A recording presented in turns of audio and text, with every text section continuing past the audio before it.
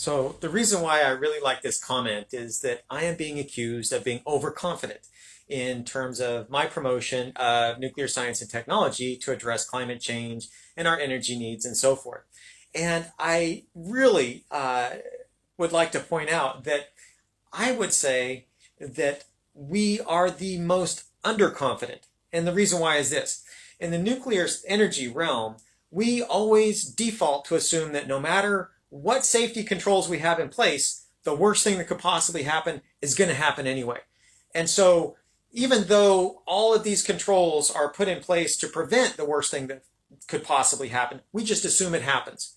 And that would be a full meltdown. And it has happened. And so we had the safety features there to prevent it.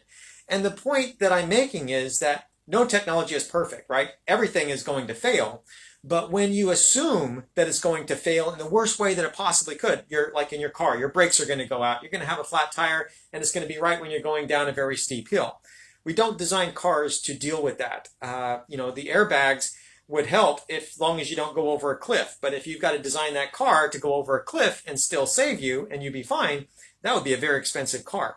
And that's what we do with nuclear. We assume that the car is not just going to have a flat and lose its brakes. It's just the whole thing, the worst that could possibly happen is going to occur, but you still have to walk away without a scratch. Now, that's also why nuclear is so expensive, is that we design nuclear power plants, at least our Western designs, not the old Soviet designs like with Chernobyl.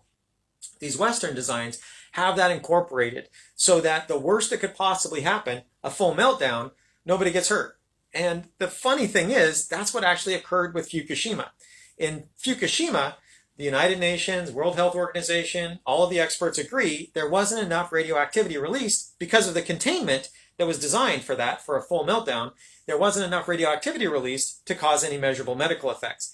And so, okay, if that's being overconfident so that when, the car goes over the cliff and the person walks away without a scratch, that's pretty impressive. It does make things really expensive, but if you're willing to pay the price, it's greenhouse gas free electricity with a staggering safety record.